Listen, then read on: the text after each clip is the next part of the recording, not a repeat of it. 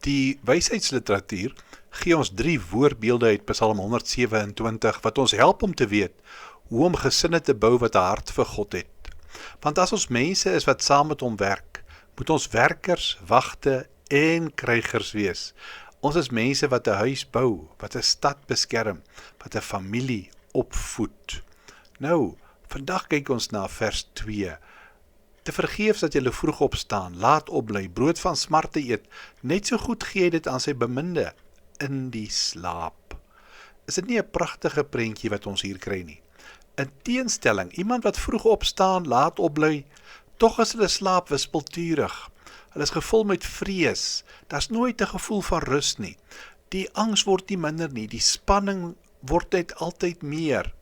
En in teenstelling hiermee, die een wat op die Here vertrou, ontvang van die Here slaap, rus, verkwikking. Ek wonder of jy die stryd van bekommernis in plaas van rus ken. Ken jy die rus wat die Here in hierdie psalm vir ons voorhou?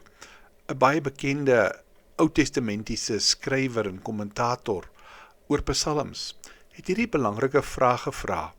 Hoeveel mense gaan slaap nie en word wakker soos ateïste?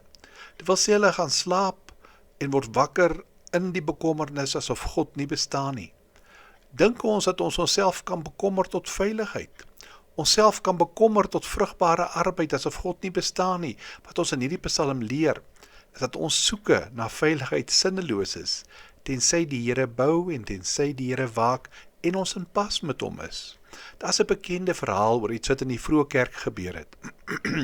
Dit sê een nag was daar 'n geluid van perdehoewe om middernag. Ruiters het by 'n huis se binnehof ingegalop. Daar was die gekletter van wapenrusting terwyl die soldate rondom die huis geskree het, maak die ou man wakker. 2 offisiere het afgeklim. Hulle teen die houtdeur met die kolwe van hulle spiese het hulle geramer. In die deurmekaar nagklere het van die vrouens wat daar gewerk het, opgestorm na die man se kamer toe. Hulle het vir hom aangemoedig om onder die bed of in 'n kas weg te kruip, enige plek. Maar in plaas daarvan het hy hulle stil gemaak. Hy het 'n mantel oor sy skouers gegooi, die trappe afgeklim, die deur oopgemaak, die mans genooi wat gekom om hom te arresteer, om in te kom. Binnekant het hy die diensmeisies opdrag gegee om vinnig warm kos en iets te drinke voor te berei. Kan julle nie sien nie, het hy gevra. Hierdie mense het vanaand hard gery. Het is nodig dat hulle iets eet. Geef hulle die beste wat in die huis is. Verras deur hierdie onverwagte ontvangs, het die offisiere daar saam gedrom om 'n brons houtskoolvuur op die vloer. Hulle het hulle hande warm gemaak in die koue nag, 22 Februarie in die jaar 166. Polycarpus, die bejaarde biskop van Smyrna, het alles in sy vermoë gedoen om te verseker dat sy gaste gemaklik is. Hy het persoonlik die offisiere en die soldate bedien met warm kos, wat hulle wat vir hom daar in die huis was, voorberei het. Wat 'n kragtige voorbeeld van iemand wat kon rus in die Here. Kyk net hoe die Here dit sou gebruik in die jare wat kom. Nou wonder ek of jy vandag gejaag is. Het jy al tot bedaring gekom?